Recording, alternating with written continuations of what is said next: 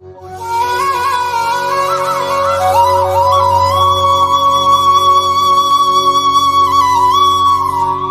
சேனலை இதுவரை சப்ஸ்கிரைப் பண்ணாதவங்க சப்ஸ்கிரைப் பண்ணிக்கோங்க. அப்படியே பக்கத்தில் இருக்க பெல் பட்டனை ப்ரெஸ் பண்ணி ஆல்ன்ட்டு கொடுத்துக்கோங்க. அப்போ தான் நம்ம போடுற ஒவ்வொரு சாய் ஆப்போட வீடியோவும் உங்கள் நோட்டிஃபிகேஷனில் வரும். அதை நீங்கள் பார்த்து உடனே சாய் ஆப்போட அருளை பெறலாம். சாய் பக்தர்களுக்கு என் அன்பு வணக்கங்கள். ஓம் சாய்ராம். என் அன்பு குழந்தையே, வாழ்க்கையில் நீ ஓடும் இடமெல்லாம் துன்பமும் கஷ்டமும் அவமானமும் உன்னை நிழல் போல் உன்னை தொடர்ந்த காலம் இப்போது உனக்கு கடந்த காலமாக ஆகப் போகிறது. வெளிச்சம் என்ற நிகழ்காலத்தில் நீ பேரொளியாய் ஜொலிக்கப் போகிறாய். நீ வெற்றி பெறுவதற்கு என்னென்ன விஷயங்களை எல்லாம் விட்டு கொடுத்தாயோ அதையெல்லாம் நான் கவனித்து கொண்டு தான் இருக்கிறேன். உண்மையோடு ஆன்மா உணர்வோடும் கண்ணீரோடும் நீ என்னிடம் செய்கின்ற பிரார்த்தனைகள் கேட்டுக்கொண்டு தான் இருக்கிறேன். நான் அளிக்கும் பதில்களை உன்னால் புரிந்து கொள்ள முடியாமல் போய்விடுவதால் உன் மனம் போன போக்கில் சுதந்திரமாக நடந்து அவற்றை தட்டி கழித்து விடுகிறாய். பலனை நீ அடைய முடிவதில்லை. உன் விருப்பப்படி செய்யவும் நடக்கவும் வாழவும் உனக்கு சுதந்திரம் கொடுத்திருக்கிறேன்.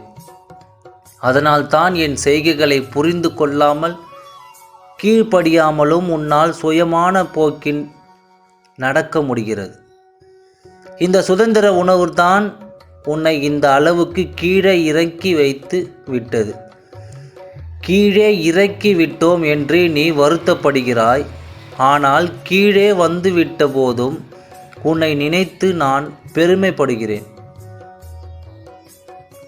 உனது இரக்க குணம், பிறருக்கு உதவ வேண்டும் என்கின்ற உன்னத மனோபாவம், இந்த நிலையிலும் பிறர் கஷ்டத்தை காண சகிக்காத மனம் இருக்கும் இடத்திற்கு விசுவாசத்துடன் நடந்து கொள்ள வேண்டும் என்று நினைத்து அதன்படி நடந்ததால் தான் இந்த நிலைக்கு இறங்க நேர்ந்தது என்று நினைக்கிறாய்.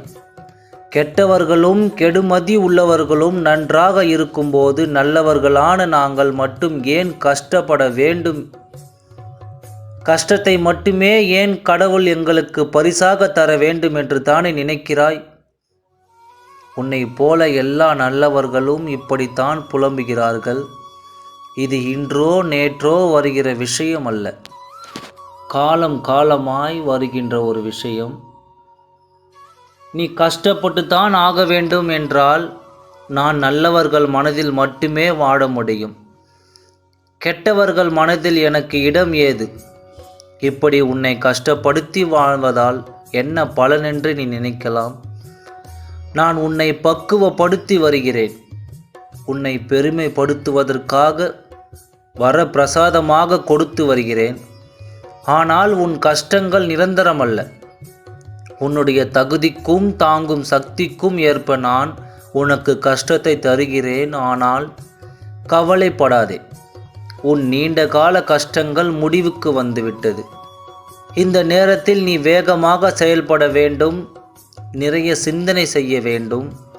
இதன் மூலம் இப்போதுள்ள நிலையை விட பல மடங்கு உயர்வுடைய வேண்டும் என்பதற்காகவே இதை உனக்கு நான் கொடுத்தேன். உன் வாழ்க்கையில் இருள் நீங்கி பிரம்ம முகூர்த்தம் ஆரம்பமாகிவிட்டது. அப்படியே உனது கஷ்டங்களும் பிரச்சனைகளும் முடிந்து போகும். துன்பங்களும் விலகி புத்துணர்வோடு இருக்கப் போகிறாய். நீ இழந்ததை எல்லாம் மீண்டும் பெறப்போகிறாய். தைரியமாக இரு. ஏனென்றால் நீ என் பரிபூர்ண அருளும் ஆசீர்வாதமும் அன்பும் பெற்ற என் பிள்ளை. ஆகையால் நல்லதே நினை, நல்லதே நடக்கும். ஓம் சாய்ராம். நன்றி, வணக்கம்.